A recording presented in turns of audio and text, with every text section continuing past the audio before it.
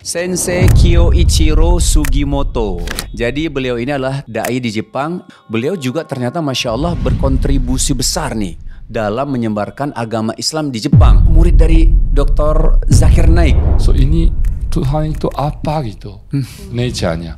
So I found that is a gene. Japanese people they focus on dunia ya, Yeah. dunia saja. Yeah. So never think about life after death. Moto Suku Sugimoto is a samurai clan. Samurai clan. Yes. Kakek nenek itu. Yeah, sword master, sword master.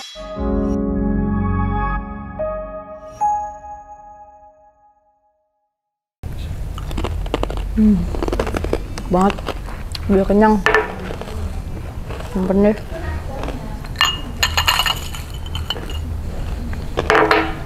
Kamu makan apaan tuh? Mau nggak? Enak deh. Tunggu. Ini kamu beli di mana makanannya? Aku nggak mau ya kamu jajan sembarangan. Aku tuh nggak tahu soalnya kalau jajanan sekarang tuh kemasannya kayak apa.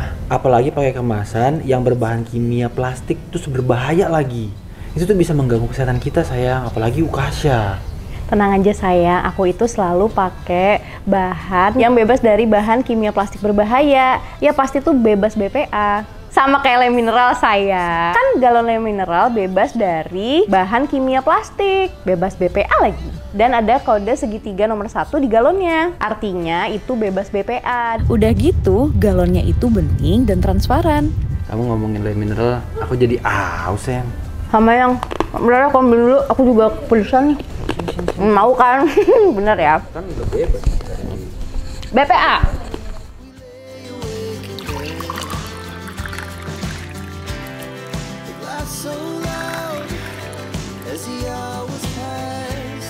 Ini sayang, udah aku ambilin lem mineralnya.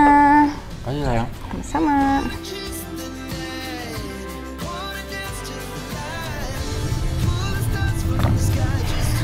Kalau lem mineral, aku yakin pasti lem mineral itu bebas dari bahan kimia plastik yang berbahaya. Iya sayang, aku tuh udah tenang dan gak khawatir lagi karena udah pakai galon lem mineral yang terjamin aman dan bebas BPA.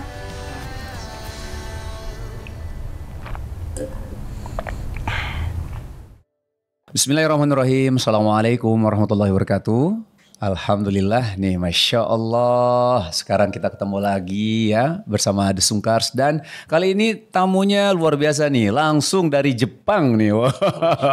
Indra, oh salah. Bukan. Salah ya. Indra Yogi Maci Butat.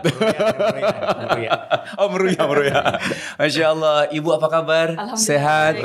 Sensei? Assalamualaikum. Waalaikumsalam warahmatullahi wabarakatuh. Sehat ya Sensei ya? Sehat. Nah teman-teman semua, Sensei Kyoichiro Sugimoto. Nah, Masya Allah nih. Jadi beliau ini adalah tokoh ya atau bisa dibilang dai ya. Dai di Jepang yang masuk Islam tahun 97 ya. Benar Ibu ya? Tahun 97 ya. Terus setelah menerima Islam ya, beliau mendapatkan hidayah. Beliau juga ternyata Masya Allah berkontribusi besar nih dalam menyebarkan agama Islam di Jepang. Dan mencoba untuk merubah persepsi agama Islam yang ada di Jepang. Maksudnya ada stigma negatif Bu ya, yang di Jepang terhadap agama Islam semenjak kejadian September 11 itu gitu. Nah, beliau ini katanya murid dari Dr. Zakir Naik. Benar Ibu? Betul. Iya. Masya Allah. Masya Allah. Jadi Masya Allah nih. Jadi kita ada beberapa pertanyaan Ibu sama Sensei. Sensei itu guru ya teman-teman ya. Sensei guru. Ustadz juga bisa gak sih? Iya. Sensei itu juga Ustadz ya. Jadi Sensei di Jepang itu seperti guru ataupun Ustadz lah ya. Nah ini kita ada beberapa pertanyaan yang kita sudah kita tulis dan nanti kita akan tanyakan kepada Ibu namanya mohon maaf. Purwati. Ibu Purwati. Kalau Ibu Purwati dari Cilacap. Betul. Gak ada masalah ya. Nah nanti kita akan tanya sama Ibu Purwati dan Sensei juga insya Allah. Nah pertanyaan pertama ini kan Jepang ya. Yang mayoritas katanya itu mayoritas ateis. Sensei tahun 97 masuk Islam. Betul. Itu gimana ceritanya bisa masuk Islam? Yeah. Just to make a long story short, Yeah. when I was university student, I met Muslim student from Bangladesh. Oh, Masya Allah. That's a start. Yeah, first Yeah, start. Muslim. Okay. And only translate. When, sorry? Sorry. 1996. Oh, 1996, yeah, okay. yeah, yeah. Then we made friendship. Then he invited me to come to Bangladesh. Oh, Yeah, just okay. 1 week. 1 week, okay. During summer Yeah, vacation. yeah. Yeah. Then okay, maybe I have curiosity. It may be interesting. So I went there, but culture shock. Ya, ini orang-orang miskin sangat kan. Ya. Di Bangladesh. Bangladesh Okay. ya. So children are sleeping on the street and ini apa gitu kan. He speak Indonesian. Sedih. Siapa? He speak Indonesian. Iya, makanya campur-campur. Campur-campur. Masya Allah. Iya, setengah-setengah lah. Setengah-setengah, iya, iya. Masya Allah. So I was culture shocked, but the people are very good. Oh, Yeah. adab, Yeah, akhlak. the akhlaq, they're very friendly and open mind. Yep. My friend family, they're very big family. They're quite educated. Yeah. And then very open mind. So they have very strong family bond. Masya Allah. Yeah. The uncle, auntie, nephew, cousins, they visit each other, silaturahim. Okay. So this is something we lost in Japan. Oh. Ya, sekarang Japan keluarganya kecil-kecil. Oke. Itu benar nggak sih keluarganya, maaf, orang tua tuh seperti tinggal gitu, benar nggak sih? Iya, iya, iya. Iya. Benar, ya. Oh. Benar. Oke, But lanjut, this is lanjut, very Sensei. different. Oh. So I was just this feel like fitrah. Yeah. Like a human being, our relationship should be like this, natural, yeah. Yeah. But we lost why? So why these Bangladesh people they are still maintain? Yeah. So that is the first thinking. Masya Allah. Yeah. Masya And Allah. I went to also visit village, the kampung-kampung itu. Oh, village. Okay. Yeah. The anak-anaknya ini just running with Yeah. a baju. Yeah. But they are very cheerful and they're very energetic. Yeah. No school. No school. Yeah, no okay. school. So kenapa gitu? So mungkin and the people also that inviting me every house like datang ya makan Masya ke rumah Allah. saya gitu. Masya Allah. Why they are so? I'm just stranger. Iya, iya. So but invited me and then just minum tea and then some sweet. So ini apa gitu kan? So eventually I was thinking because I'm Muslim. Yeah. So maybe their value is based on Islamic value. Masya Allah. So I went back to Japan. Yeah. Saya cari-cari ini buku-buku Islam. Oh, oke. That time no internet. Oke. No internet. But I found Ya, the lihatnya di buku-buku jadi. yeah, Oke. Quran in Japanese. Oh, Masya Allah, ada ya? Ya, terjemahan And bahasa that's in Indonesia. 97? 96. Oh, 96. Yeah, Okay. 96, yeah. Then I found unique concept. Yeah, that is the concept of akhirah Yeah. and the concept of tawhid. Masya That is- Allah. Masya Allah. I mean, sangat unique. Iya. So in afterlife is very unique. I have never think about in my life. Masya Allah. Japanese people they focus on dunia ya, Yeah. the dunia saja. Yeah. So never think about life after death. Yeah. But the Quran many times repeat the life after death is better. Like bantu siruna hayata dunya wal akhiratu khairun wa abqa. So people love this world, but the life after death is better. Masya Allah. Yeah, so ini gimana? So I want to absorb this idea. So why I was thinking like this life is the end of the life? I question myself. Why I have to limit my life while nobody say that? So but Quran said there is this life is not the end. Okay, so let me unlimit my life. Okay, so this life, next life together. Yeah. Next life is forever. So if you enter paradise, inshallah, Amin, then amin. endless happiness. Oh, ini sangat positif ya. Iya, iya. We have big hope. Even we have a lot of struggle, challenges, Yeah. difficulties in this Yeah. life, but we can like have some motivation. Maybe we suffer with difficult in this life, but we have something, big reward in the hereafter. So this is very positive. Yeah. So I like this idea. And then the next question is the how to enter paradise. Masya Allah. Yeah. So the Quran said, "Wa atiullah wa atiur rasul." Yeah. So obey Allah and obey the message Masya of Allah. Allah, Masya Very Allah. simple. Yeah, But yeah. Japanese, including myself, Yeah. have no idea who is Allah. Apa tuh? The concept of Allah is not exist in the Oh, Japanese di history. Jepang. Yeah. Oke, ya. So siapa Allah itu siapa gitu. Oh, oke, So oke. no idea. But Quran is very clear in the Surah Ikhlas, which says, Yeah, yeah. "Qul huwallahu ahad." Say He is Allah, Yeah. one and only. Iya. Oh, one and only. Because in Japanese they believe Tuhannya banyak. Iya, iya. Like iya. Shintoism, Tuhannya banyak-banyak. So saya research. So ini Tuhan itu apa gitu nature-nya. So I found that is a gene actually. Jin? Yang dipercaya Jin. oleh orang Jepang itu. Oh. Mereka meyakini Tuhan itu banyak kan. Iya, iya. Kemudian riset sebetulnya yang diyakini mereka itu berasal dari mana atau siapa gitu. Ternyata berasal dari jin sebetulnya. Oh, udah di research sama beliau. Oh, Iya. gitu. Oke. Already, Japanese scientists, the ethnographers, they already research. Oke. What is the nature of this jinn? I mean, the gods in Japan. Yeah, yeah, yeah. They are mirip like jinn in Islam. Oh, So oke. spiritual energy. Yeah. So, but we cannot see the Allah. We cannot see the jinn also. Ya. So Japanese people, when they experience some supernatural, then they cannot distinguish this is because of Allah, because of jinn.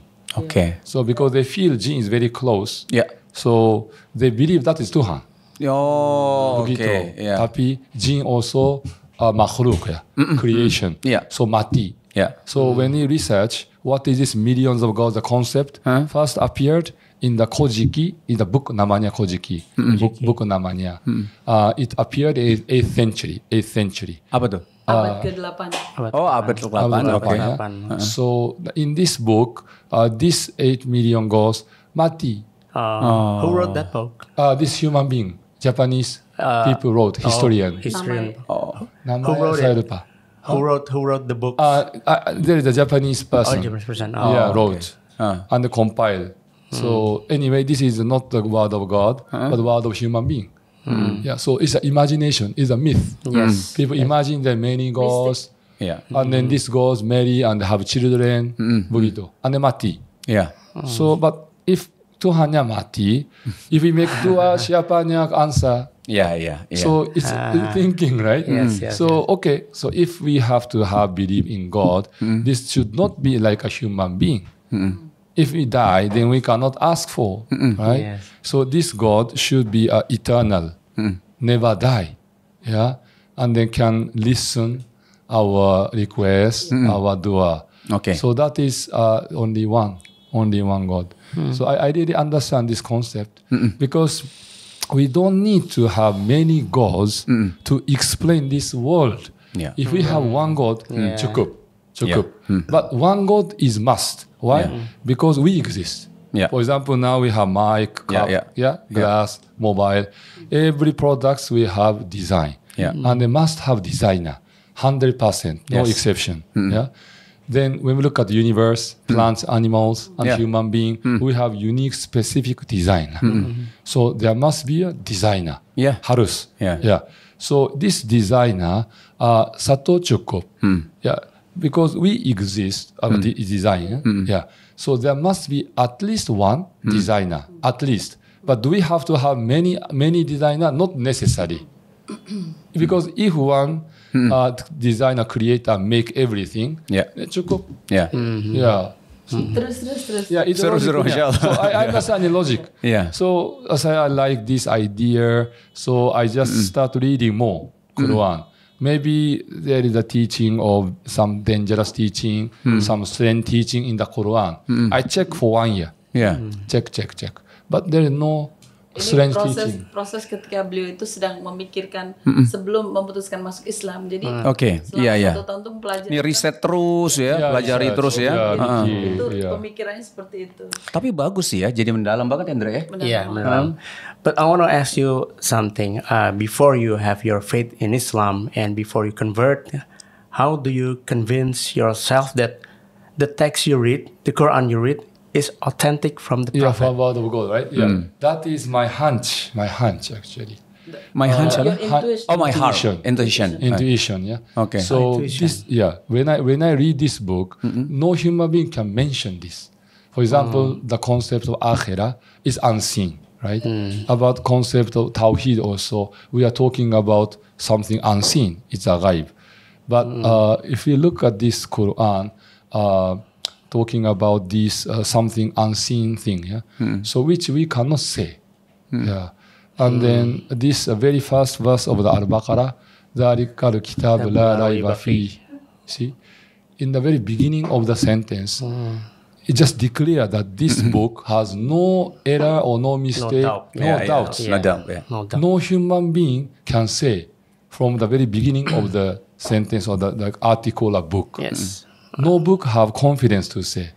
Yeah, no great scientist cannot say, because maybe in the future, his theory, his idea will be refuted. Yeah. So, but this Quran says, no doubt, no mistake. Yeah, no mistake. Yeah. Oh, this is something we can go beyond. Like, I mean, have you ever do some research, some empiric research Yes. that the text of the Quran is really exists from 1,000 years ago? yeah, that is I heard The later. writing, the Yes, text. yes. Because This is I read some books from Mustafa Muhammad Al-Azami. yes. He do some research and he found scriptures, text from 1,000 years ago, and it's authentic. Yeah. And many Orientalists give up on his research. Subhanallah. MashaAllah. Later I found there is so many miracles. Yeah, I mean this is a linguistic miracles Okay. of the Quran. No human being can create or produce the similar sentences like that. yeah. Including the meaning, mana. Yeah, and then even we see so many scientific facts are written in the Quran. While the Quran was revealed and preserved during 7th century, that time there is no telescope, there is no microscope, there nothing, no instrument.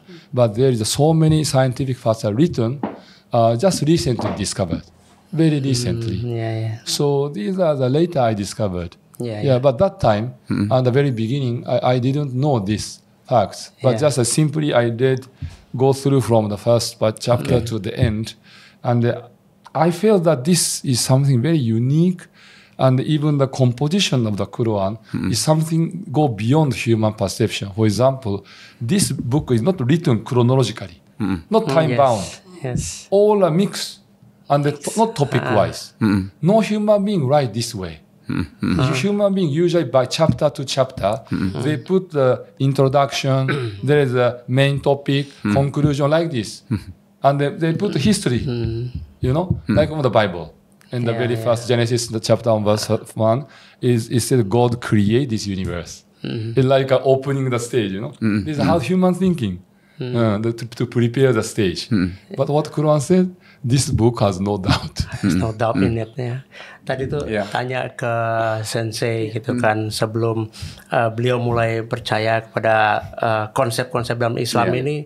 Dia udah Kenapa riset. bisa percaya dengan teksnya itu gitu. Jadi makanya Intuisi dia malah mengatakan. intuisi. Padahal ternyata selain intuisi bahwa ternyata ada juga peneliti yang memang sudah mencari teks Syekh siapa Quran, tadi? Syekh Mustafa Muhammad Al-Azami. Dari mana tuh, Bro?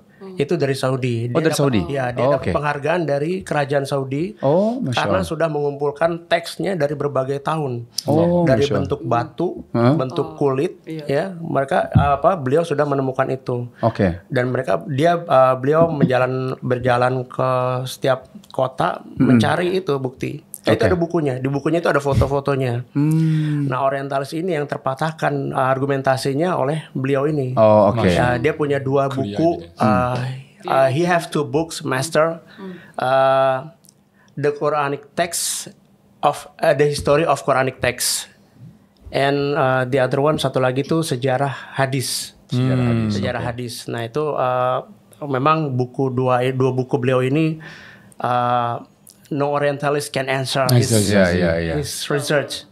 Gitu. Authenticity. Yeah. Yes. Masya Allah. Gitu. Jadi teks hadisnya, teks Qurannya, ada fotonya, semua nggak bisa berjawab gitu. Dan Orientalist, Western Orientalist admit. Dan bahwa Mustafa Azami ini he's a great scholar. Ya, Masya Allah. Gitu. Nah, kalau misal kita bahas tadi ya, bagaimana beliau jadi percaya dengan hidayah ini dan memang banyak hal yang dilalui, tapi memang Masya Allah banget ya, makanya pentingnya suatu pergaulan atau lingkungan ya Andra ya. Jadi maksudnya beliau kan ketemu sama temennya dari Bangladesh, terus diajak ke sana, terus lihat keluarganya dan orang-orang di sana, walaupun dalam kondisi yang miskin, tapi mereka bisa senang dan bahagia. Itu luar biasa loh gitu loh. Dan memang agak terbalikan sama beberapa orang Jepang terlalu pekerja keras gitu. Tapi itu sisi bagus juga pekerja keras ini gitu ya. Nah, yang aku mau tanyakan lagi adalah tahun 96 itu kan mulai belajar. Benar-benar masuk Islamnya itu tadi tahun 97. Nah, itu memutuskan masuk Islam kan beliau ada keluarga. Nah, itu bagaimana tuh tanggapan dari keluarga? So it took 1 year to shahada. Okay, yeah. And then before shahada, I consult with the parents. That time, still 97. So there's not September 11 yet. It was 2001. Yeah. So no negative image of Islam yet. Oh, okay, Not yet. benar. So my parents said, okay, so we have like freedom religion in Japan. So if you believe it. So Jadi it's nggak like ada- open. nggak dimusuhi Iya, atau nggak ada karena belum perang. kejadian Iya. September itu juga ya. Yeah. But of course, after September 11, khawatir. Khawatir ya. Khawatir, ya Allah. Itu tahun berapa? Like, 2001 ya? 2001. 2001 ya. 2001. Wah, itu 97 berapa tahun kemudian ya? Iya, betul. Khawatirnya gimana tuh? Yeah, because every Sensei. day like war on terrorism, right? Yeah, we remember war in Afghanistan, Iraq, right? Oke. So ini Maybe they was bagaimana? thinking, are you going to be one of them? Iya. Ada juga pertanyaan. Not that much. Oh, oke. That much, okay. Yeah. Alhamdulillah. Yeah, but of course every news like Memberitakan ya. terrorism, right? Terrorism. So of course not feeling good, and they worry, you know. Oke. Bagaimana dengan lingkungan? Lingkungan apa namanya? Environment. Environment. Environment. Lingkungan maksudnya teman-teman, your friends. Oh, yes. Ya, after September 11. Bagaimana tuh teman-teman menanggapi itu gimana? Kan pasti Well, you know, Japanese people, they are very sensitive people.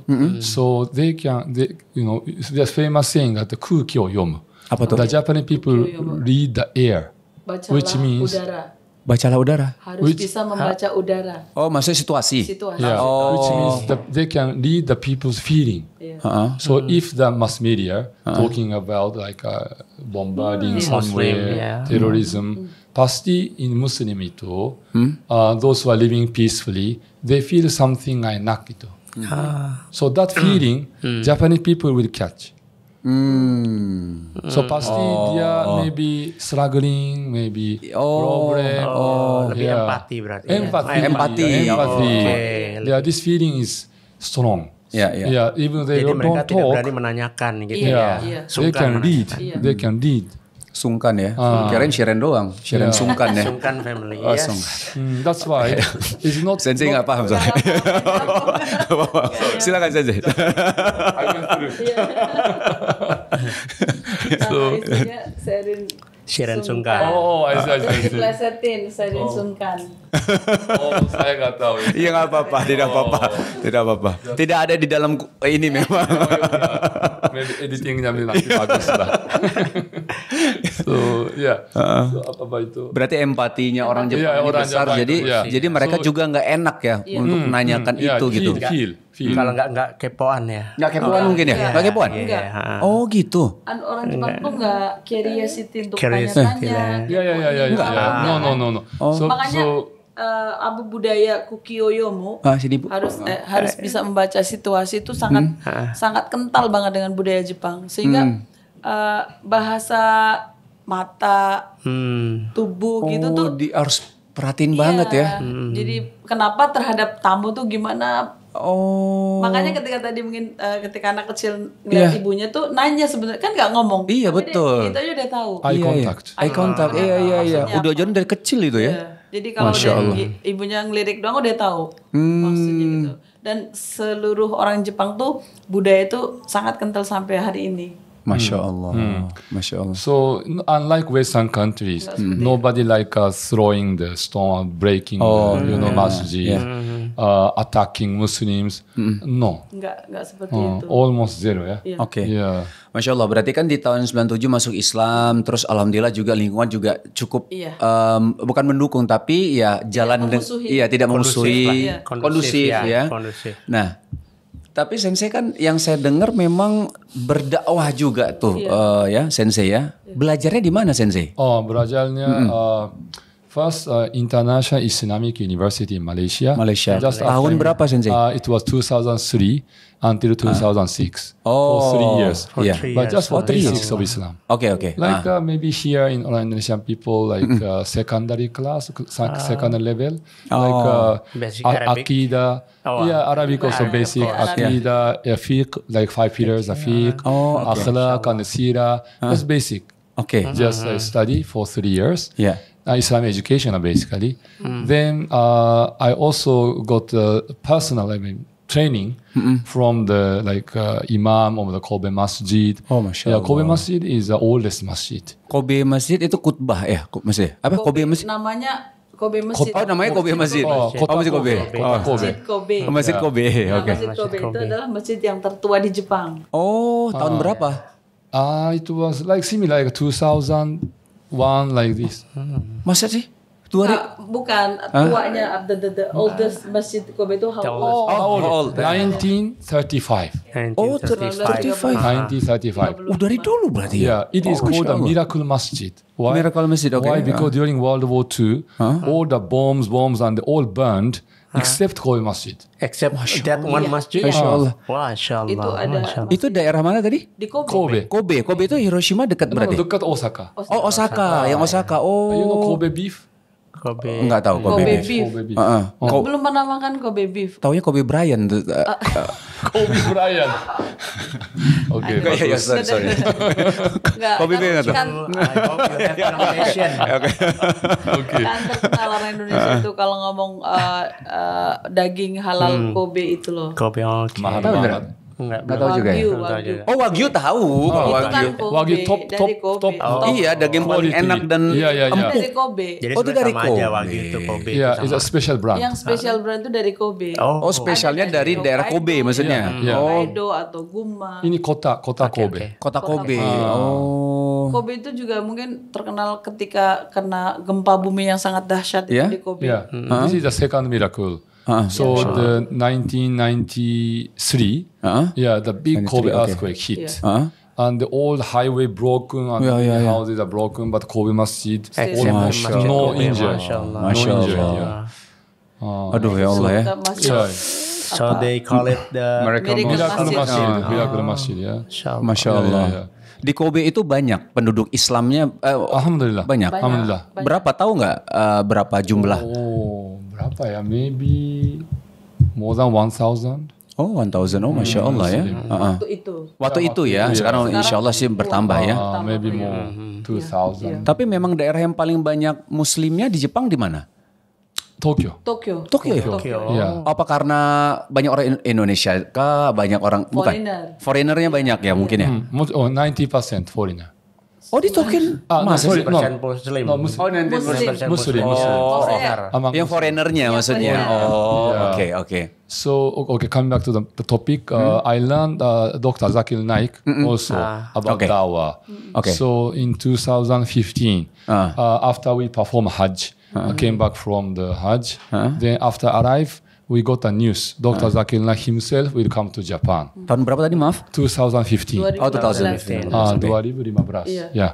Oh, So, lumayan lama ya berarti ya dari 97 itu. Yeah. Iya. And then Proses belajarnya lama banget. yeah, and then leaders of the Muslim leaders were like invited in Tokyo Jami, in the Tokyo Mosque. Yeah. Tokyo Jami itu masjid Turki yang di Tokyo itu. Oh, iya. Jadi Iya. beliau mengundang para imam-imam di Jepang untuk Iya. mengadakan pertemuan. Dai, imam segala macam ya. Oke, Yeah. oke.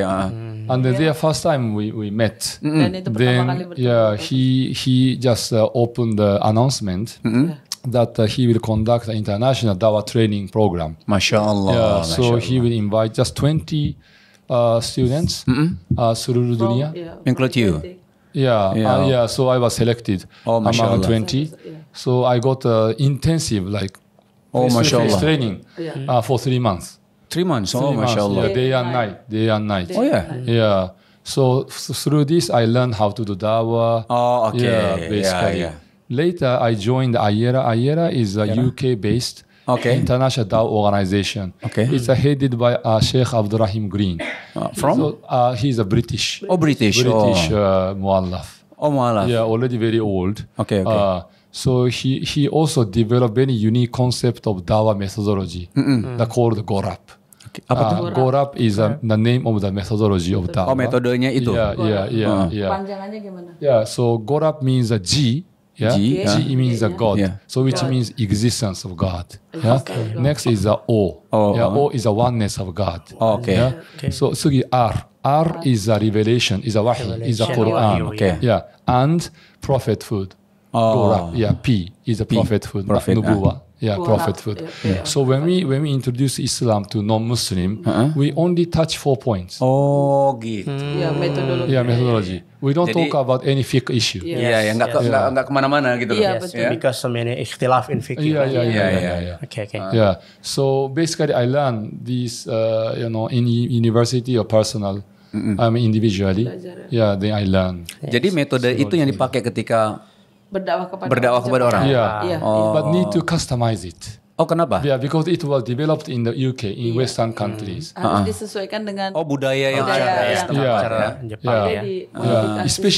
Especially the concept, the oneness of God is how the Western people refute is that if many gods exist, they fight each other. Oke. That is a logic. Yeah. Yeah. Mereka But seperti not in Japanese context, not necessarily. Tapi orang Jepang itu mikirnya kayak gitu. Yeah. Lucu. Or many gods can be tomodachi. Iya. Apa tuh maksudnya? Tomodachi? Jadi itu kalau Tomodachi. di barat itu kan banyak Tuhan, mereka berantem Iya. karena perebutan pengikut kan. Tapi kalau di Jepang, mereka konsepnya beda, pemikirannya bahwa malah bagus banyak Tuhan itu berarti mereka bekerja sama. Tomodachi, jadi Tomodachi. teman Friendship. gitu. Oke. Jadi Yeah. tuan-tuannya ini ya. Nggak masuk dengan You nggak cannot masuk. refute lah. Iya, nggak bisa. So Kalau because debat nggak dengan cara itu. Bukan dengan cara itu, bukan dengan cara itu ya. so we need to some other answer how to respond the oneness of God. That's why as I mentioned, this Tuhan itu is actually jin. Yeah, jin, many jin, right? Yeah, so jin is makhluk, is a creation. How you explain? Bagaimana maksudnya nerangin kalau itu tuh jin ke orang Jepang Orang gimana? Jepang. Yeah. How to explain to the Japanese that what you believe is just jin, Jin. actually. So yeah, there is so many. I mean, the proof from the Shinto religion. There's the Shinto's shrine. Oh, There's so iya, many iya. evidence there. Bukti So I have a buktinya, slide. I Yeah. also movies. karena membuat riset Yeah. kan, Already research. akan ditampilkan itu bahwa apa yang disebut bahwa apa yang kalian yakin itu jin dibuktikan dengan risetnya itu. Memang ada buktinya gitu. Is there any Shinto leader revert to Islam? Not yet. But Not yet. not leader, but many Shinto followers. Shinto They embrace Islam. Oh, masya Allah. Insyaallah. Karena kan kalau Shinto leaders convert Iya, to Islam, benar sih. dia bisa menjelaskan lebih dalam lagi Yeah, kan. very powerful. Yeah. The failure of their concept kan, kesalahan konsepnya seperti apa gitu kan. Inshallah. Oke, kalau misalnya dibilang memang lebih diterima, bukan diterima ya, maksudnya mereka tidak kondusif lah ya, secara kalau misalnya pengen berdakwah, sensei ketika berdakwah di Jepang, tantangannya ada nggak sih? What is your Challenge. challenge? What's your Challenge. The number one challenge. Many people are indifference to religion. They are not concerned. Sorry, apa? Indifferent. Not concerned. No interested in religion. interest dengan agama. Oh, gitu. tidak interest sama agama. Oke. Tidak saling mengganggu. Yang penting itu ya. Iya, Ya, begitu. Jadi mereka kencang di habluminanasnya aja. Oh, iya benar. That's why if you want to convey the message, there are no interest of susa, like how to invite. So we are thinking how to develop the event. So we make it more cultural event. For example, we make a Indonesian cultural day because Japanese people, they are more interested in different cultures, not religion. Yeah. But when we explain about Indonesian culture, automatically we touch Islam because Muslim majority, right? Yeah. So we make like this kind of approach. And makan together, makanan Indonesia, baju Indonesia pakai dulu, Terus then the last part we have some brief lecture about Islam. Oke. Yeah. So and introduce the Quran. Oh, masya Allah. That's One thing in my mind about Japan is, Yakuza. Oh, mafia. Is there any challenge with Oh, Yakuza. with Yakuza? There is no challenge. No challenge. Yeah. Not now Japanese Muslim or let's say the Muslim community in Japan not yet so much social influence yet to minority. Yeah, among 124 million population, cuma 230,000 only, which means 0.1%. So there's no social impact yet. That's why there is no conflict Yakuza also. Belum ada konflik. When we grow, Ya mudah-mudahan enggak ya. yeah, maybe. Tapi kalau nggak salah pernah ada yang kasus. anggota Yakuza itu masuk Islam Oh, ya. betul. Itu beda ceritanya. Yakuza, Muslim Yakuza Iya, gitu. itu betul. Yeah, betul. It was tattoo, right? Iya. But it's a very He's exception. wearing earrings. Exception. That's an exception. Yeah. Tapi memang ada kejadian sama sekali di Jepang soal yang kalau nggak salah ya, ini mungkin bisa jadi saya salah dengar atau gimana. Waktu itu di Jepang ada Muslim yang ditusuk katanya. Itu benar nggak sih? Pernah nggak dengar berita itu? Maybe Ada? there is a one case. Ada one case ya? Yeah, one case ada in Sano City. Sano City itu I think orang Desa lah, di desa kalau nggak salah ya. Orang Di village. Ya orang Indonesia. Di orang Indonesia, betul. Yeah, was I think stabbed or maybe attack. One case I know. Ada di Sano. Itu gimana, Di Bu? Masjid Sano. Masih Sano itu? Sano is Saitama prefecture. Ini Yeah. dekat Tokyo. Oh, dekat Tokyo. Yeah. Oh, orang. It happened. Stressful Yeah. Tidak maksudnya tidak menunjukkan kepada karena dia Muslim kemudian ditusuk nggak begitu. Oh, memang karena random Orang gitu gila, ya? iya. Oke, ya. Jadi nggak menjadi berita besar juga. Maksudnya Oh, karena gangguan jiwa itu ya. Oh, oke. Karena waktu itu waktu saya ke Jepang, saya pernah diceritain itu. Cuman kurang jelas saja waktu itu. Cuman ada ada satu itu. kasus itu aja. Yeah. Jadi alhamdulillah tantangan dari Yakuza, gangster, mafia itu no problem at all ya. No problem. Nggak ada. Yeah. Masyaallah, alhamdulillah. Ya, alhamdulillah. Tapi ngomong-ngomong, kenapa bisa ketemu sama orang Cilacap? Oh yeah. That's year Cilacap 2000. dan Jepang nih. Ya, tahun 2001 Satu kah? Oh, 2001. bertemunya. Oh, bertemu. 2001. Ya, jadi Pas September 11 ya? iya. More powerful. Jadi ketika saya pertama kali ke Jepang itu diajak oleh salah satu konsulat Indonesia untuk sebagai guru ngaji di Jepang. Jadi memang sengaja mengajak saya untuk ngajarin ngaji anak-anaknya.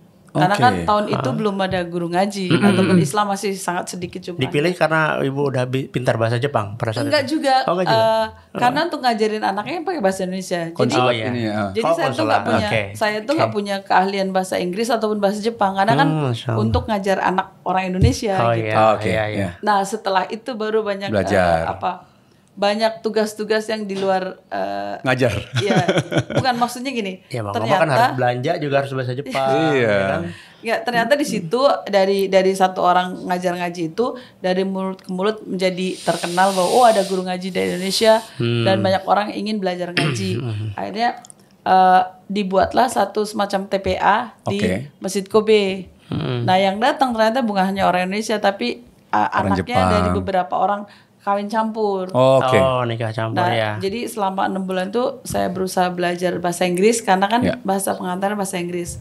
Singkat ceritanya seperti itu. Nah, setelah saya baru 1,5 tahun di Jepang, yaitu masya Allah Allah takdirkan bertemu di We met Masjid di Kobe Kobe. Masjid. Jadi di kayak Masjid. mulai deh masuk drama film. So he was your student. He was your student. Jadi kejadiannya memang kayak di film ayat-ayat cinta. Oh masya Allah. Oh, serius? Masya Allah. Jadi gini, suatu hari saya tuh mau sholat di Masjid Kobe kan, setelah saya belajar bahasa Jepang. Kemudian di Masjid Kobe itu dulu tertutup, jadi perempuan dan laki itu, perempuan tuh nggak bisa sholat Jumat, jadi harus menunggu bapak-bapak keluar dulu, baru. Nah pada saat saya masuk untuk sholat duhur, tapi di hari Jumat, itu saya lagi buka sepatu. Perempuan kan di atas, jadi laki perempuan tuh benar-benar dijaga ininya apa hijabnya itu. Ya. Suatu ketika ada orang ngucapin salam, assalamualaikum gitu. Tapi karena saya guru ngaji, penasaran banget karena pengucapan salamnya menurut saya salah. Jadi jadi gini, orang Jepang itu kan dia nggak ada akhiran n, m. Itu nggak ada. Jadi ketika mengucapkan assalamualaikum, kedengarannya assalamualaikum. Jadi saya menjawab salam tuh sambil lihat siapa yang ngucapin salam begitu. Waalaikumsalam gitu sambil noleh gitu. Pas saya freeze tuh waktu itu ya. Drama. Tapi memang kaget. Pertama kali selama saya tinggal di Jepang tuh melihat anak muda. Waktu itu umurnya masih 24 tahun. Ibu sama beda berapa tahun sih? Beda 6 tahun lebih tua dari. Oh, Masya Allah. Saya udah 30 tahun waktu itu. 5 tahun beda. 5-6 tahun lah. Iya. Intinya waktu itu saya 30, beliau 24. Iya. Waktu itu kelihatan masih anak-anak, kayak anak remaja. Masya Allah. Ya, jadi pas Kalau ada fotonya kayak bintang-bintang K-pop zaman sekarang kan. kayak di IG saya tuh sempat di-upload ya. Glowing. Apa ketika beliau baru masuk Islam gitu. Bukan K-pop dong. Ini kan Jepang nih. Iya. Wah, intinya dari ucapan salam kemudian saya jawab salam. Dari situ cuma sekedar percakapan biasa, saya tanya, dia tanya, "Are you from Malaysia?" gitu. Pertama conversation terjadi tuh, saya bilang, "Oh bukan, saya orang Indonesia" gitu. Kemudian Bahasa Inggris tuh ya. pakai bahasa Inggris ya. Saya juga segitu doang sih, lumayan ngerti. Kemudian saya tanya, "Are you Muslim?" gitu. Karena kan orang Indonesia tuh punya pemikiran kalau orang bukan Muslim ngucapin salam, kita jawabnya waalaikum apa gimana Ya, gitu. waalaikum Jadi ya. saya pastikan apa dia Muslim gitu, kenapa ngucapin salam gitu kan. Terus beliau, "Me of course." Nah setelah itu mungkin nggak tahu begitu cepat kan kejadiannya. Terus kita tuker-tukeran email hari itu untuk sebetulnya kalau dari sebenarnya kisah ini aneh karena versi saya beda, versi beliau beda. Ini memorinya putus. Iya. Itu Tapi kita harus menghargai perbedaan itu ya. Iya, ceritanya begitu. Ini Mas ask me that one lady want to learn Japanese. And can you introduce her textbook? So you wait the library. So that's how it start your version. Yeah, my version. Jadi kalau saya memang betul-betul tidak tahu Mas. Jadi rupanya mungkin imam itu mungkin berusaha untuk mengenalkan dengan caranya gitu. Kalau saya benar-benar nggak mengenal sama sekali. Tapi beliau tuh sudah ada info kan, ada seorang muslimah pengen belajar bahasa Jepang gitu. Jadi coba tunggu di library ini supaya diajarin gitu. Padahal ketika kami bertemu tuh caranya begitu, cara ketemunya kan, nggak ada janjian bahwa memang saya ada niat ingin diajarin bahasa Jepang, tapi nggak minta tolong imam, suruh kasih tahu dia gitu. Nah, intinya cara Allah mempertemukan begitu singkat. Pokoknya nggak lama setelah itu kejadian yang mungkin kayak drama itu, beliau bilang kalau kamu belajar bahasa Jepang, kamu beli buku di toko buku ini, judulnya ini gitu. Nah, ketika dalam perjalanan mau beli buku bahasa Jepang, tiba-tiba saya jatuh. Nah, versi saya itu ketika saya jatuh, tiba-tiba ada orang mau nolongin kan. Terus saya kaget ternyata dia lagi. Terus bilang, saya kan nggak mau ditolongin, maksudnya don't touch me. Aku nah, kalau versi dia tuh kita tuh mau bersama-sama mau beli buku gitu. Kenapa beda? Mak intinya ketika ada accident, kaki saya benar-benar sampai bengkak. Terus beliau bilang, saya ajak kamu ke satu restoran India yang halal, nanti kakinya dikompres. Kayaknya dengan saya kan belum bisa bahasa Inggris waktu itu. Dikompres, kemudian sepertinya kayak gitu loh. Jadi saya ikut aja. Kemudian setelah dikompres, nggak lama kemudian beliau bilang, boleh nggak saya pinjem notebook kamu gitu? Cepat sih. Iya, ini disingkat aja. Very short. Ya panjang. Maksudnya, buat saya kejadian perempuan itu biasanya menyimpan sesuatu yang menurut saya romantis gitu loh. Ingat terus gitu. Masya Allah. Poinnya tuh di situ. Jadi ketika beliau pinjem, boleh nggak saya pinjem notebook kamu gitu? Terus saya kasih notebook saya tanpa mikir apa orang saya lagi mikirin kaki yang sakit kan. Kemudian beliau menulis, jadi saya juga sambil ngeliatin mau nulis apa gitu kan.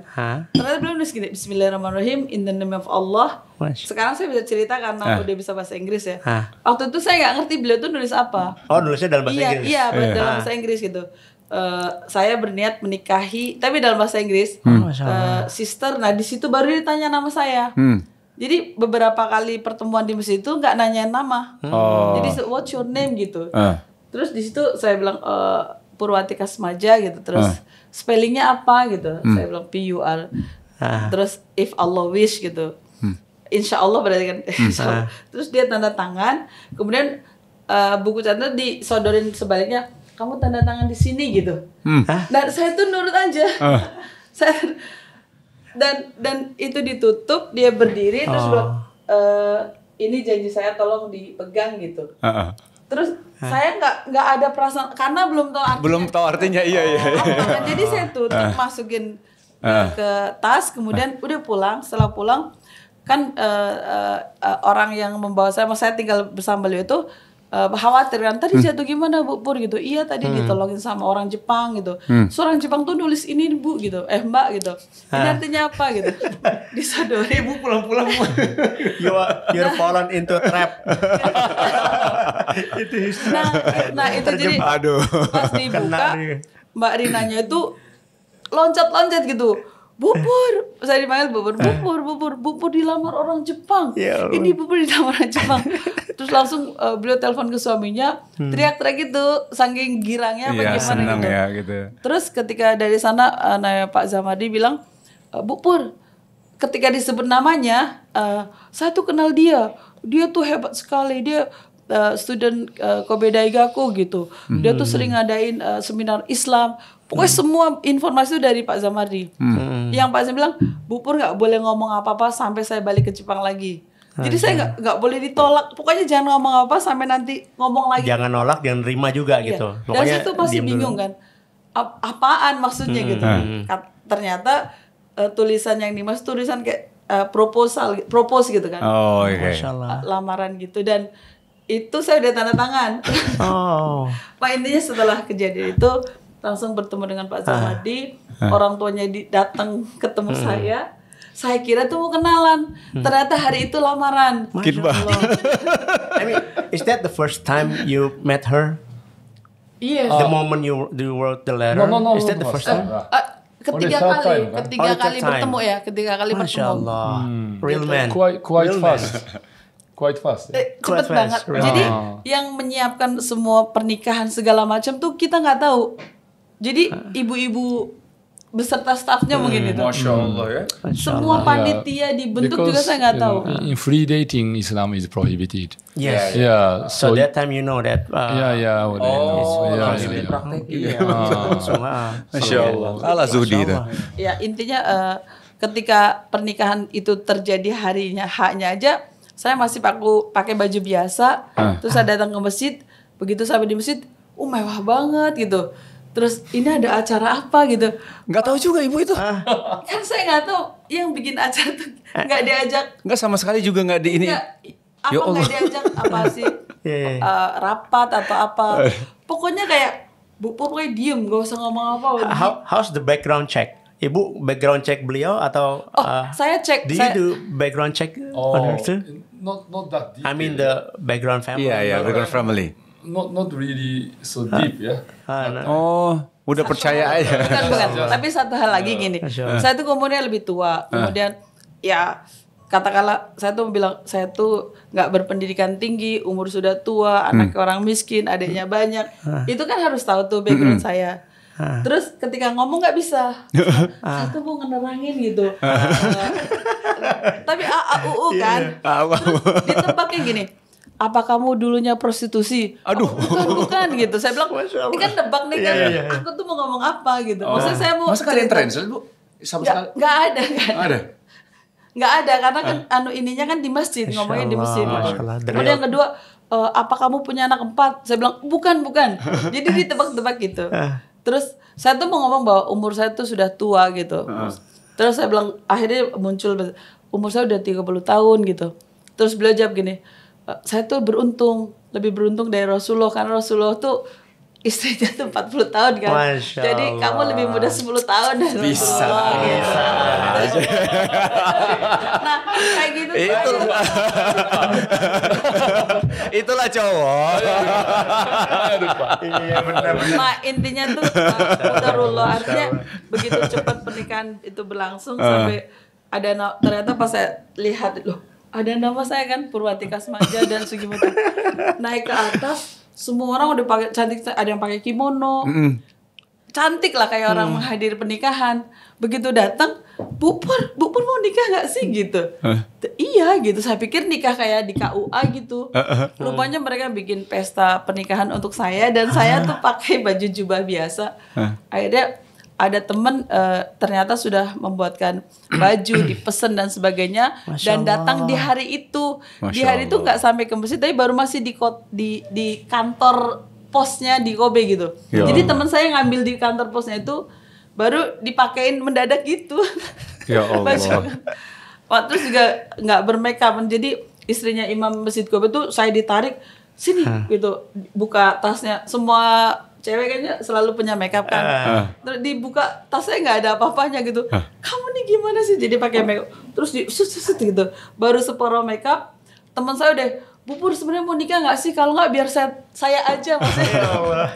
Jadi dijadiin bercanda gitu. Terus ketika melihat pernikahan tuh juga kayak itu sih, kayak beliau kan di tengah-tengah tuh pakai baju rapi, ada bunganya gitu, pakai sarung tangan. Kayak wah cakep banget, kayak rapi gitu kan. Terus banyak kamera-kamera gitu kan. Lebih dari 100 orang. Jadi saya sendiri kayak melihat siapa yang lagi nikah gitu. Setelah itu kan orang pada nangis tuh. Nyalamin saya tuh. Saya tuh kok kayak aduh nggak enak banget yang lain Kayak nangis mimpi kan. ya tiba-tiba Tapi kemarin saya, baru ini. ya nangisnya gimana? Jadi nggak enak yang lain nangis terharu, tapi saya nggak ada air mata kan. Jadi saya kayak membayangkan apa yang buat saya sedih kalau bisa. Jadi saya ngebayangin ibu saya supaya saya nangis. Kan nggak enak ya orang selamat ya Mbak Pur, Masya Allah gitu-gitu. Tapi saya nggak berasa apa-apa. Ibu tapi wali. Oh ya, wali itu sebelumnya kan diurus surat-suratnya itu sama adik saya. Ayah saya waktu itu sakit asma, jadi nggak bisa. Akhirnya di wali imam. Sebenarnya ke Pak Zamardi yang bawa saya. Tapi Pak Zamardi bilang kayaknya lebih baik Imam Masjid Kobe. Jadi yang mewakili itu dapat mandat dari ayah saya Imam Masjid Kobe. Tapi melalui Pak Zamardi kemarin beliau. Dan 4 bahasa khutbah nikahnya itu. Karena kan saya nggak bisa bahasa Inggris. Jadi bahasa Indonesia, bahasa Arab, bahasa Inggris, bahasa Jepang. Oh, kira ada bahasa ngapak juga. Enggak ya? Baca kayak gue lah. Oh, masih bisa, Masya Allah. Oh ya orang tahu kelalen dong. Nggak tahu. Nah, itu jadi itulah sejak itu bahwa saya merasa bahwa kayaknya Allah sedang memberikan satu amanah khusus buat saya. Jadi saya mengambil dulu kayaknya ini amanah sesuatu yang besar. Sehingga melihat potensinya anak kecil ini, dulu sih masih kecil. Semangat belajar.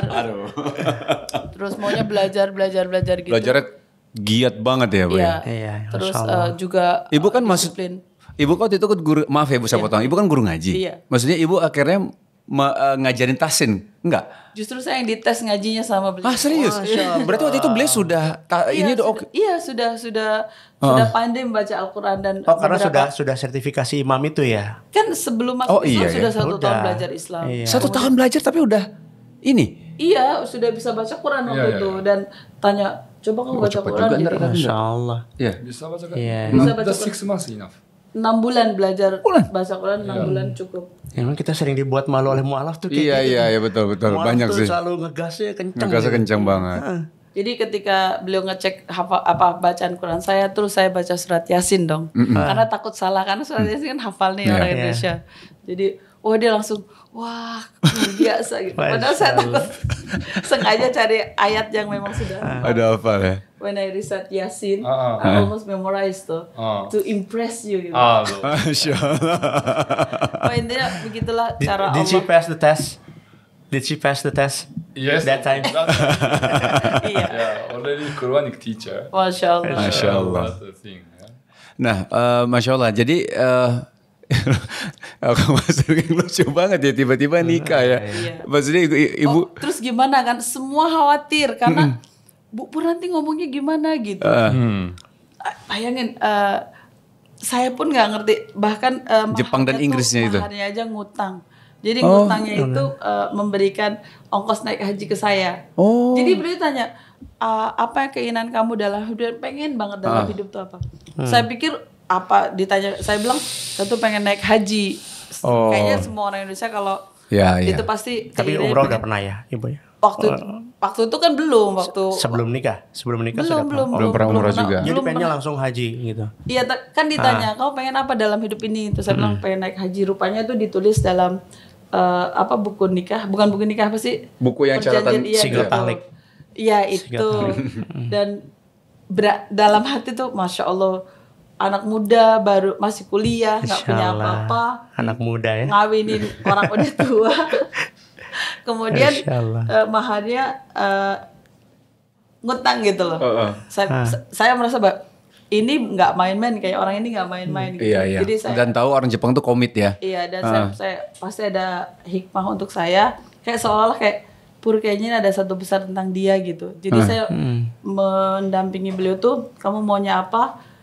Terus saya tuh selama nikah tuh kayak masalah nafkah aku nggak pernah nanya karena ilmunya belum sampai. Jadi saya dampingi belajarnya apa, terus aja mendampingi.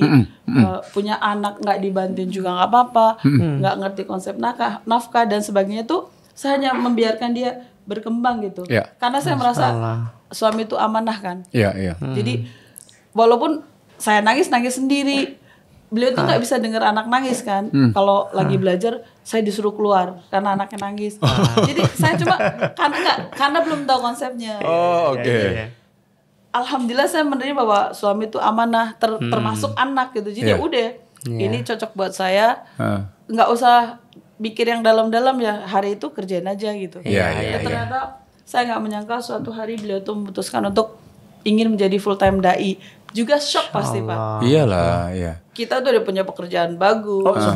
Sebelum jadi dai sempat bekerja. Beliau itu bekerja di perusahaan Marubeni. Pertama setelah Jepang. Jadi perusahaan 5 terbesar di Jepang itu. Masya Allah ya. Jadi secara ekonomi kita lagi bagus-bagusnya gitu.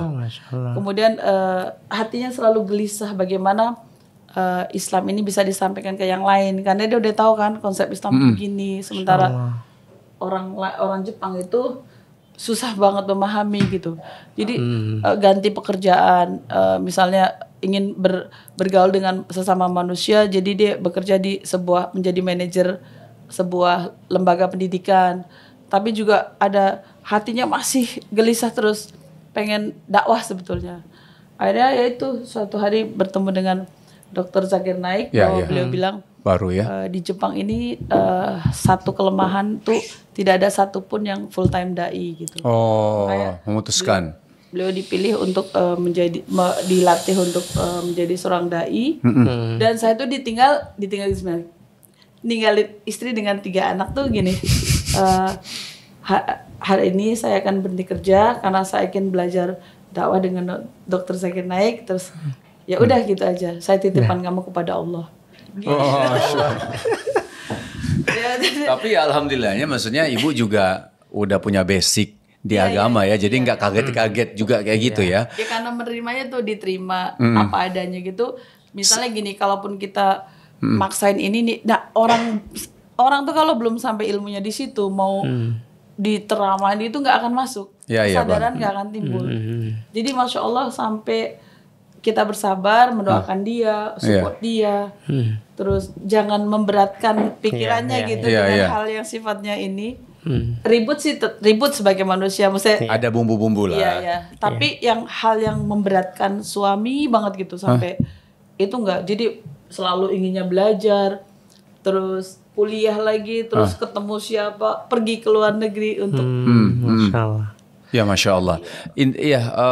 Pasti semua ada tantangan ya Bu. Ya, maksudnya bukan hanya seorang dai, tapi seorang suami ataupun seorang ayah ketika mencari nafkah juga banyak sekali tantangan. Nah, baru-baru ini saya juga dengar bahwa Sensei sama Ibu juga lagi fokus untuk pembangunan masjid di Yokohama gitu. Nah, maksudnya gimana Bu ini? Kenapa tiba-tiba fokus pengen bangun masjid di Yokohama? Artinya ya kita tahu pasti pahalanya besar banget gitu. Maksudnya tadi kan Yokohama itu dekat mana sih Bu? Dekat Tokyo. Dekat Tokyo. Tokyo kan udah punya masjid juga gitu ya.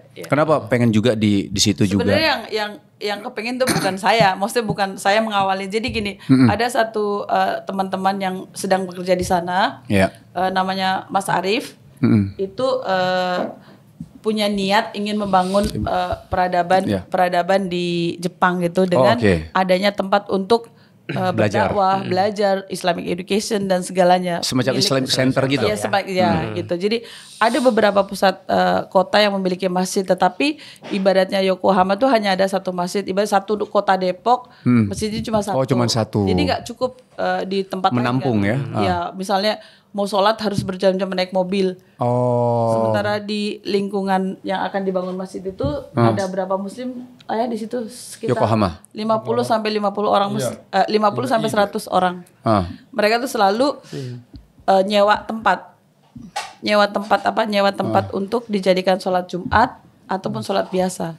Nah, dari berawal seperti itu, nah teman-teman bekerja sama dengan yang lainnya, ngumpulin dana. Nah, setelah bertemu, mungkin berusaha untuk udah mencari bantuan dari beberapa, misalnya badan zakat, infak dan sedekah, tapi juga masih belum mendapatkan sumbangan yang signifikan. Akhirnya suatu hari Pak Arif tuh bertemu dengan Ustadz Fatih Karim dan tim Cinta Quran Foundation. Tahun? Belum lama ini. Belum lama ini ya.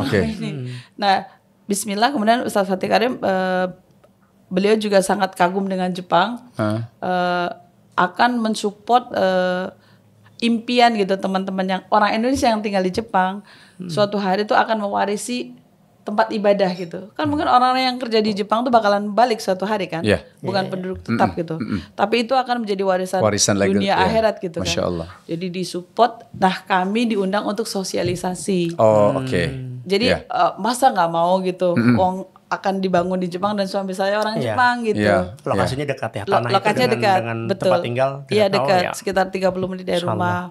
Jadi inilah yang saya bantu untuk mensosialisasikan kepada masyarakat Indonesia dengan jumlah penduduk terbesar di dunia. Misalnya satu orang ingin mewarisi untuk dirinya sendiri gitu, iuran gitu, satu orang misalnya 100.000 aja, kali berapa juta penduduk di sini, 1%-nya dari penduduk Indonesia aja sudah kebeli. Selesai langsung. Jadi semoga para seluruh kaum muslimin di Indonesia tuh bisa membantu mewujudkan impian kami, bukan hanya saya tapi kami semua kaum muslim yang di Jepang ya. Karena dakwah beliau itu masya Allah sangat mudah diterima oleh orang Jepang, dan hampir setiap hari itu ada orang yang masuk Islam. Masya Allah. Jadi sejak katakanlah menjadi tim dari Cinta Quran Foundation itu selalu membuat laporan gitu. Orang Jepang tuh masuk Islam kadang sangat privacy kan.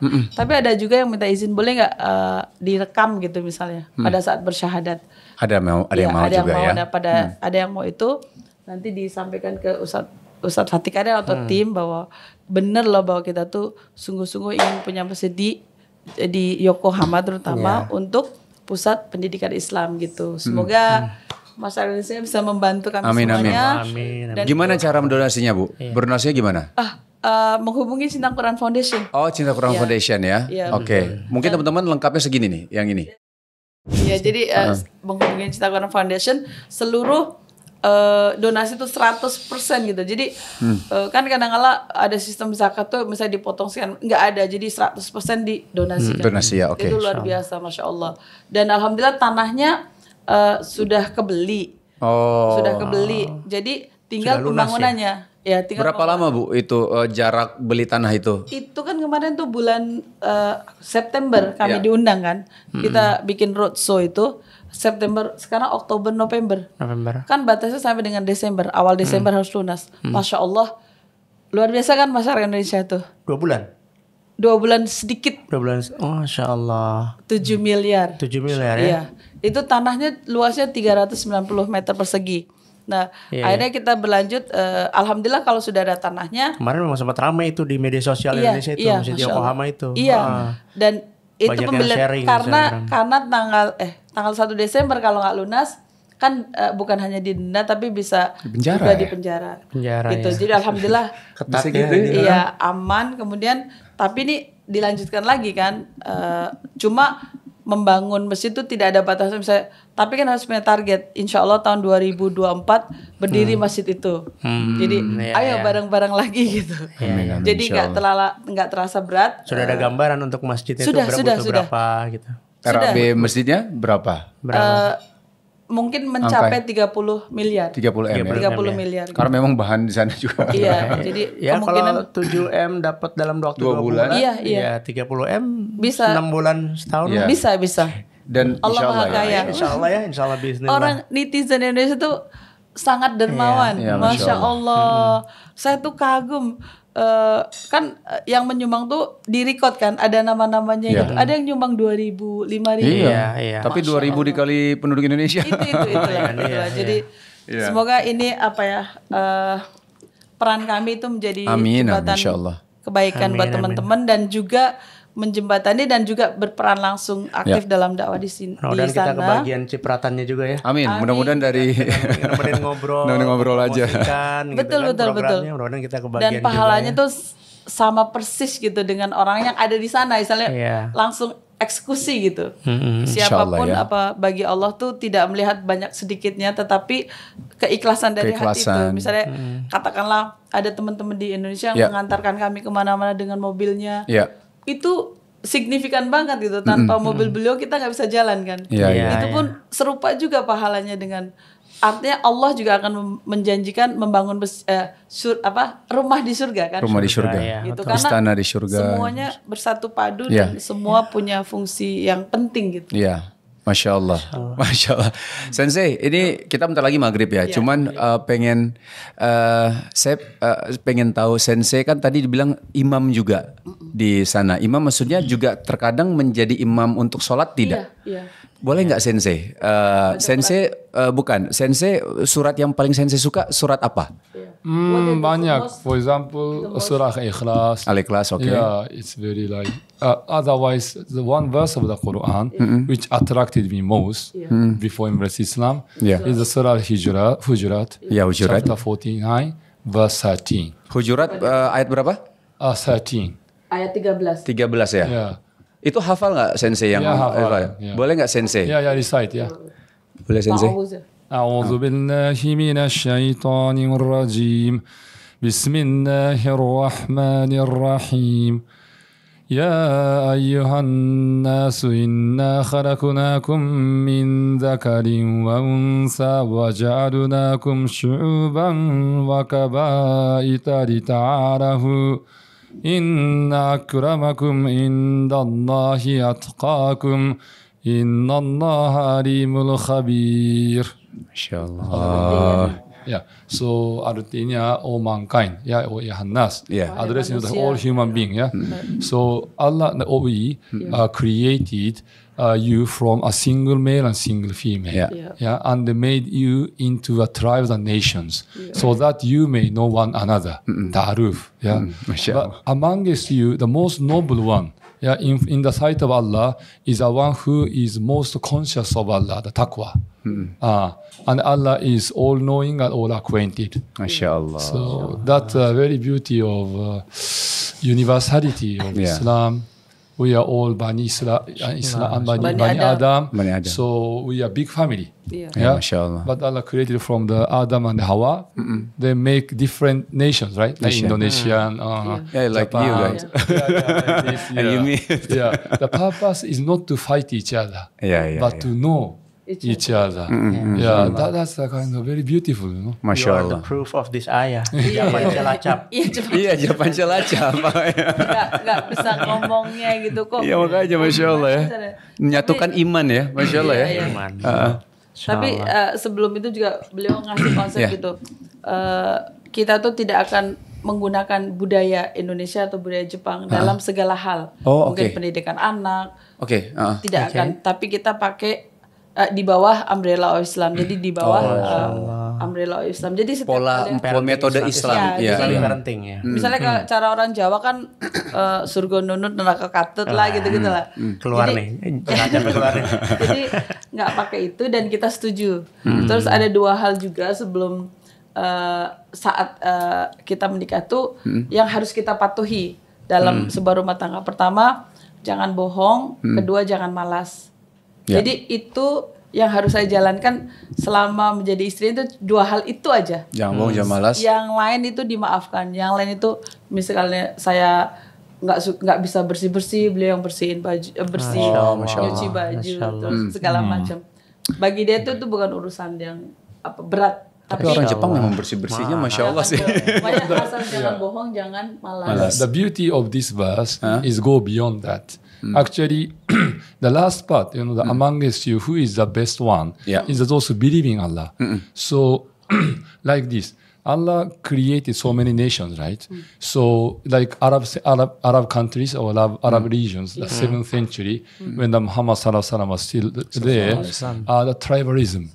Like Asabiya, Asabiya. Qawmiya, you know, Yeah. tribalism. They cannot go beyond. So different tribes, they fight each other. Yes. They kill each other. Yeah? Japan also, we have like during the Sengoku area, samurai clan, they fight each other. Yeah. Like Takeda, the clan, I like heard that you are one of them. Yeah, Yeah. Sugimoto, Sugimoto is a samurai Samurai clan. clan. Oh, okay. Samurai clan. Yes. Kakek nenek itu Yeah, seorang sword master, samurai. sword master. The last So, samurai. yeah, so because of that blood, their most important relationship is the blood. Yeah. Yeah, but if we only focus on blood, then if different blood, they fight. Iya. So what's a new concept? It's a Iya, ummah. iya. Yeah. Jadi When the Muhammad SAW come to Ya perbedaan jangan yeah, membuat kita Madinah. jadi inilah. Yeah, ya. so Yeah, the yeah. new concept ummah. Yeah. Ummah is to connect with Allah, not connect with blood. So that's why go beyond the nationalism, tribalism. Yeah. So that's a very beauty of Islam. So where those who connect with Allah is the best one. Ya. Yeah, although Allah create many different tribes, Masya Allah. ethnic groups. Masya Allah. Yeah. Masya Allah. So that's why when we have fight. And With ikhtilaf, samurai? No, ya. ikhtilaf. all of it has solution if we go back to Allah. Iya. Oh, oke. Yeah. I'm amazed of Allah touching your heart like this. Allah. Masya Allah. Yeah, that's interpretation. I mean, understanding. Ya, Masya Allah. Jazakumullah khair, Iya. Sensei. Ibu, makasih ya, makasih banyak ya. Mudah-mudahan ini menjadi inspirasi buat kita loh, bahwa kita ini udah lahir dari, kita Muslim dari lahir nih. Iya. Yeah. Tapi banyak banget yang kita ketinggalan dari Sensei mungkin. Sensei dari umur 20 berapa masuk Islam berarti? 19 tahun. Dari 19 tahun masuk Islam. Dan banyak sekali saudara-saudara kita juga yang mualaf. Tapi bahasanya kita yang harus ngejar mereka secara ilmu gitu ya. Sensei, terima kasih ya. sama-sama. Jazakallah khair. Sama-sama. Ini menampar kami bahwa kami harus belajar lebih dalam lagi, memperdalam agama Islam, ya. Dan mudah-mudahan insya Allah pembangunan masjid di Yokohama berjalan dengan lancar. Dan teman-teman silakan, tadi sudah disampaikan kalau ingin berdonasi silakan banget. Dan di kolom komen juga ada link yang bisa kalian klik untuk bisa berdonasi sehingga itu menjadi pahala dunia akhirat kita insya Allah. Ya. Terus satu hal lagi Ya. mungkin saya baru ingat ini akan berlanjut terus bahwa perkembangan Islam di Jepang kemungkinan akan sangat cepat sehingga Insya Allah. kaum muslimin di Indonesia harus cepat tanggap. Oke. Jadi ketika informasi tentang Al-Quran itu bisa didapat oleh orang Jepang, kemudian perlu ada orang yang memfasilitasi gitu. Jadi kami berdua sendiri pasti nggak sanggup karena jumlah penduduk Iya.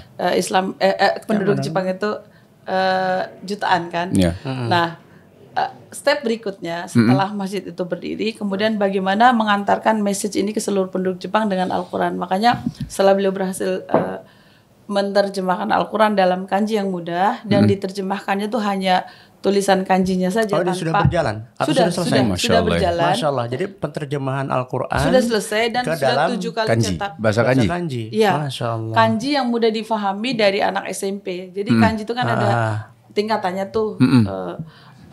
Quran yang beliau dapatkan ketika pertama kali beliau baca tuh sangat sulit difahami kanjinya. Jadi kanji lama gitu. Sehingga dia memiliki kesulitan banget untuk memahami kanji, sehingga berjuang keras dengan sahabat beliau yang expert dalam bahasa Arab untuk menerjemahkan Quran dan sudah berhasil. Masya Allah. Jadi tetap gitu dari tahun 2015 pergi haji, ketemu dokter naik terjemahan langsung seret gitu satu paket itu. Siang malam mungkin lebih dari 2 tahun selesai, kemudian langsung dicetak pakai modal sendiri, kemudian dibantu juga sama teman-teman yang cetakan berikutnya. Dan ternyata orang Jepang itu ketika Quran itu ditaruh di Amazon mereka beli. Nah itu yang menjadikan dia semangat banget. Oh kalau gitu teman-temanku itu sangat ingin tahu sebenarnya mungkin tentang Al-Quran, ingin membaca. Cuma nggak pernah dijual nggak pernah ditemukan di Jepang Quran itu. Nah makanya step berikutnya adalah impinan beliau tuh semoga sebelum tahun 2050 itu semoga setiap satu rumah di Jepang tuh satu Quran sudah mereka miliki. Amin. Nah ini juga menjadi PR umat Islam seluruh dunia sebenarnya, karena suatu hari mungkin fajar pertama di dunia itu dari timur, yaitu negara Jepang, dan fajar itu tidak akan terjadi terdengar adzan kalau kita nggak berdakwah di sana kan. Nah dakwah yang paling mudah adalah dakwah dengan langsung mereka membaca surat-surat cinta dari Allah. Masya Allah. Karena budaya Jepang itu kan suka baca ya. Jadi mudah-mudahan proyek ini tuh proyek kita bersama. Barangkali mungkin saya Mbak Ipur gitu, aku mau bantu satu orang satu rumah satu Quran. Iya, satu rumah satu Quran. Itu juga insya Allah Cinta Quran Foundation yang menjembatani gitu. Jadi kita tuh nggak akan terima uang ini, nggak akan gitu, karena ada rule tertentu. Misalnya uang dari Indonesia masuk ke Jepang tuh nggak bisa ucuk-ucuk secara personal tuh nggak akan diterima. Jadi harus melalui proses yang resmi ya. Nggak bisa misalnya Mas Wino, Mbak Pun ini nitip uang gitu, ini nggak bakalan mau. Karena ini uang apa dan kalau masuk ke akun harus ada laporan pajak atau pokoknya detail banget masalah keuangan, sehingga harus ada lembaga yang mengurus itu semua. Lembaga resmi ya. Jadi Masya Allah gitu, sebegitu jujurnya gitu loh. Pemerintah Jepang atau orang Jepangnya sendiri. Mungkin kalau kita dititipin ya udah dititipin, tapi nggak bikin laporan dan sebagainya. Tapi nanti melalui Cinta Quran Foundation tuh semuanya akan di-manage dengan baik insya Allah ya.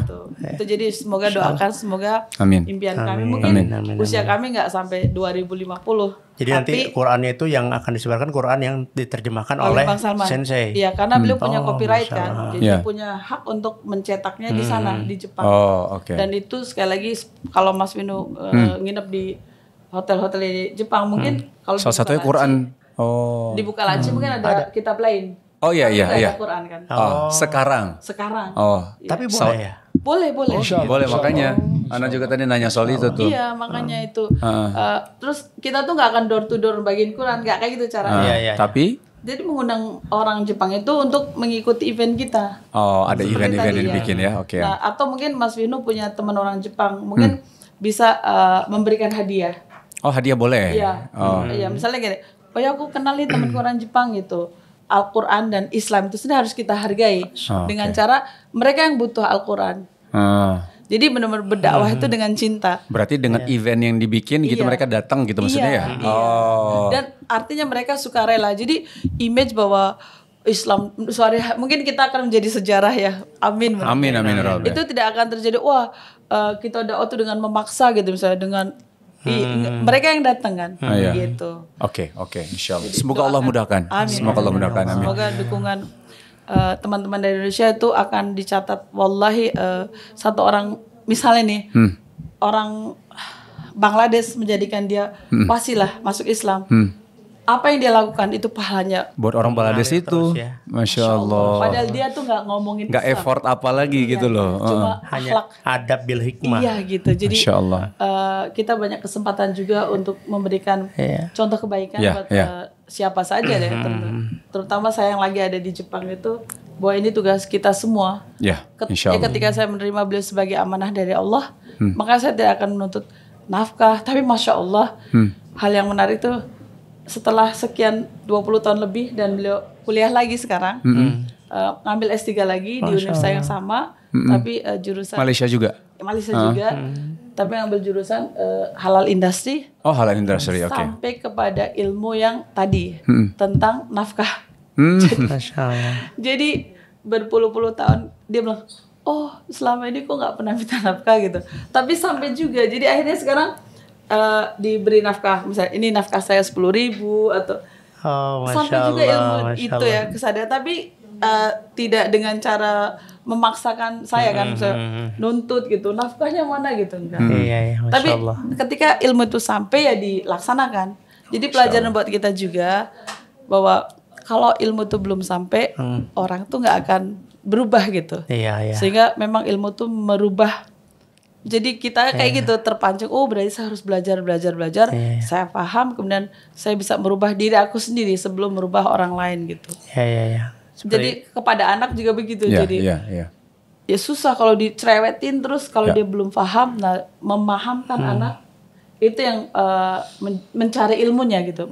Bagaimana sebagaimana beliau berdakwah kan memberi kefahaman kepada orang Jepang, mereka paham, hari itu juga syahadat gitu. Jadi amalkan gitu. Iya gitu. Jadi Masya Allah, jadi banyak pelajaran. Insya Allah. 20 tahun terakhir ini banyak kejadian yang ya Allah ternyata jawabannya baru sekarang. Yeah. Oh baru sekarang gitu. Para sahabat Nabi juga kan gitu ya. Mereka tidak akan melanjutkan ke ayat berikutnya kalau belum mengamalkan ayat sebelumnya. Sepertinya kayak gitu. Masya Allah. Barakallahu fikum. Ya.